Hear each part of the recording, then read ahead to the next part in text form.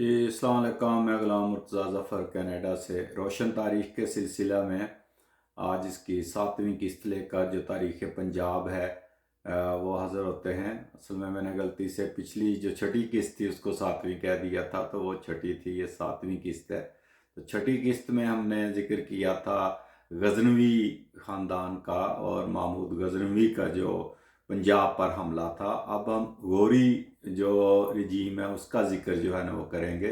गज़नवियों की हुकूमत जो है वो तकरीबन 224 साल जो है वो रही, लेकिन गज़नवियों ने पूरे हिंदुस्तान पे कब्ज़ा नहीं किया था। उन्होंने सिर्फ पंजाब तक ही रखा, अगरचे उन्होंने हमले किए, सोमनाथ पे भी किया, काठियावाड़, उधर बड़ी दूर तक जाते रहे, हमले करते रहे, वगैरह वो लूट मार करके वापस आ जाते थे। मगर बाद में बाकायदा तौर पर उन्होंने सिर्फ पंजाब को और उसमें भी जो लाहौर तक ये इलाका था, मुल्तान वगैरह, ये सारा इसका अल्हाक गजनी से कर दिया और यहाँ अयाज को हुक्मरान जो है ना वो मुकर्रर किया था। तो गवर्नर तो बदलते रहे मगर वो पूरे हिंदुस्तान पे काबिज नहीं हुए थे।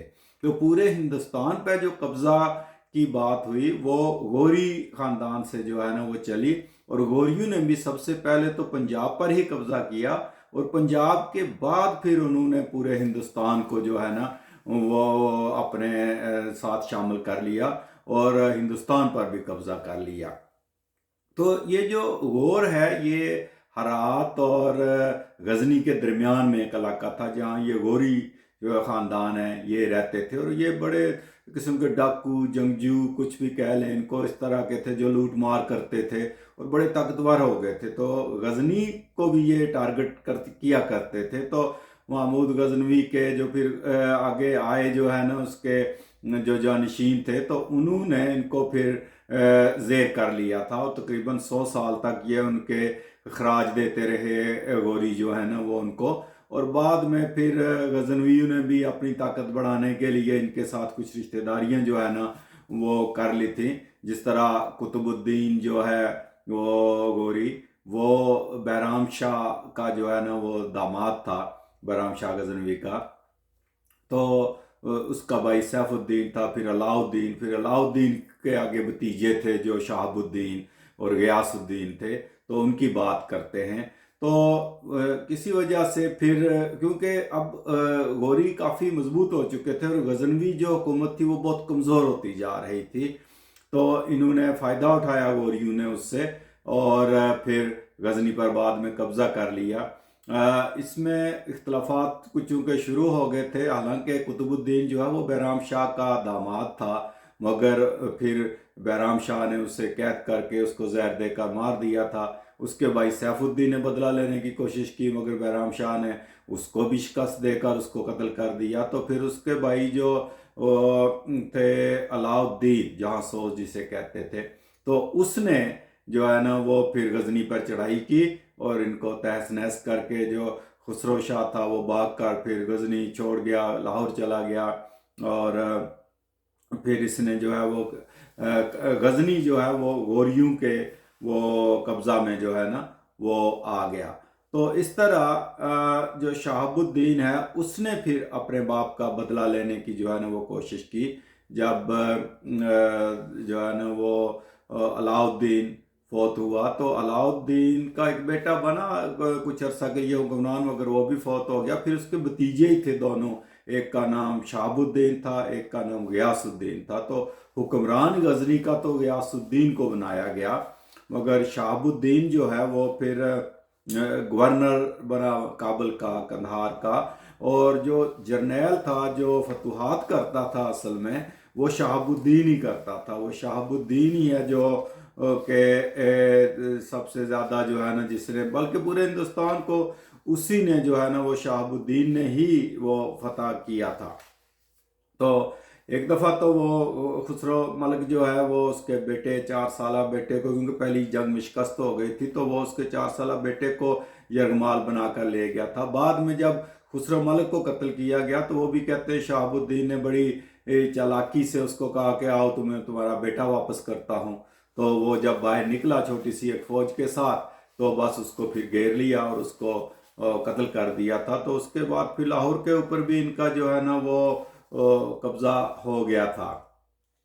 تو اس طرح یہ جو ہے نا یہ پنجاب میں غوری جو ہے نا وہ داخل ہو گئے، اور پھر یہاں جو سب سے بڑا اصل میں مقابلہ ہوا وہ ہوا تھا پرتھوی راج کے ساتھ۔ تو پرتھوی جو ہے وہ تقریباً آج کا ہندوستان جو کہہ لیں زیادہ تر علاقہ، جس میں اجمیر وغیرہ کا جو علاقہ تھا، راجستھان کا اور دہلی وغیرہ کا، یہ سارا جو ہے نا یہ پرتھوی راج کے کنٹرول میں تھا، اور یہ جو مالوا کا علاقہ تھا یہ جے چندر کے جو ہے نا وہ کنٹرول میں تھا۔ جے چندر جو ہے وہ اور اس کے پرتھوی راج کے اور جے چندر کے آپس میں کافی اچھے جو ہے نا وہ تعلقات تھے پہلے۔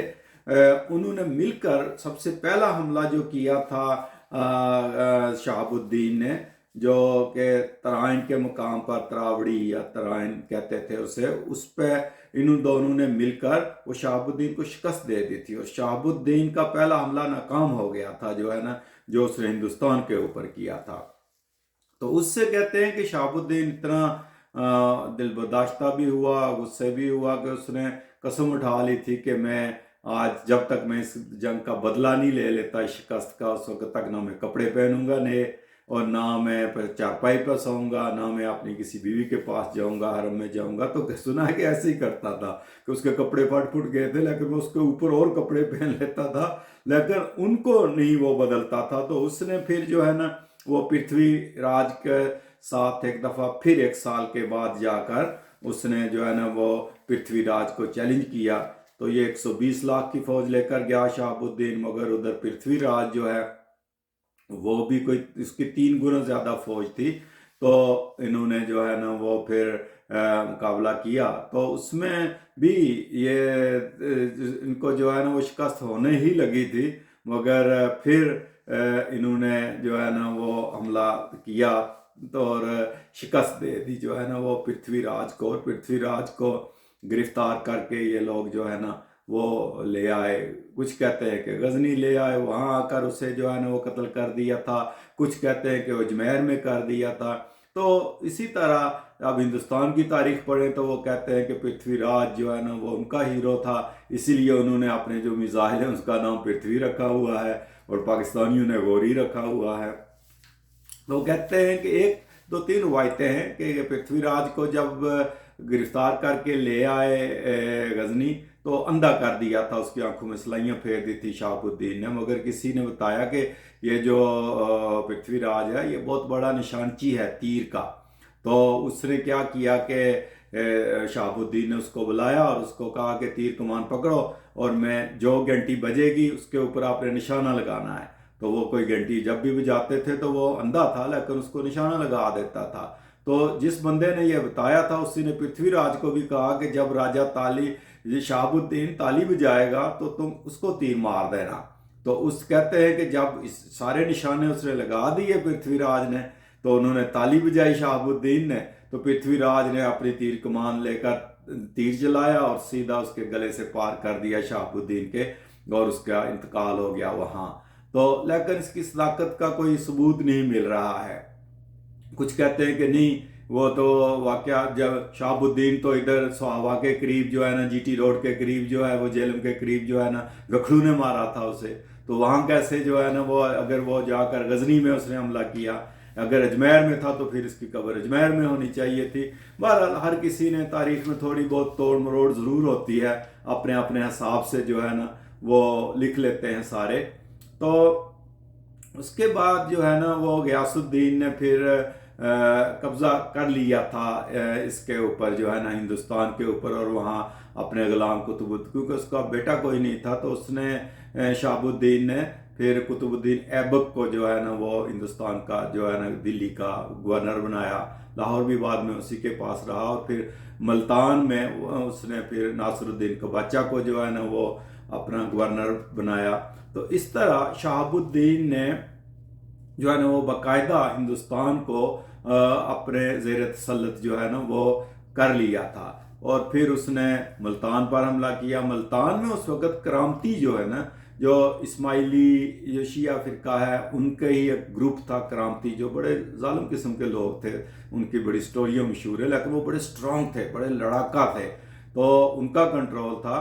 کیونکہ جب مصر میں فاطمیوں کی حکومت آئی تو اسی دوران ملتان میں بھی جو ہے نا وہ فاطمی کافی ابھر آئے تھے، تو یہ بھی فاطمیوں کا ہی ایک جو ہے نا وہ آگے گروہ تھا کرامتی۔ تو محمود غزنوی نے بھی ان کو بڑا تہ کیا تھا ملتان پہ جب حملہ کیا تھا۔ تو پھر شہاب الدین نے بھی جو ان سے حکومت چھین لی تھی، اس نے شہاب الدین نے جو ہے نا وہ حملہ کیا ملتان کے اوپر 1175 میں، تو کرامتیوں کو شکست دی۔ پھر 1176 میں اچ شریف پر حملہ کیا۔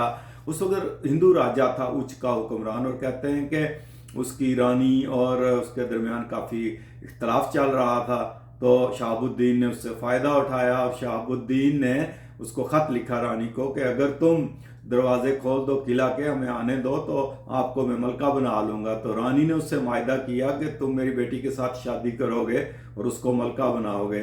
تو شہاب الدین نے مان لیا، تو اس رانی نے پھر راجہ کو زہر دے کر مروا دیا، اور اچ کے قلعہ کے جو دروازے تھے وہ کھول دیے، اور شہاب الدین کا قبضہ ہو گیا جو ہے نا اچ کے اوپر۔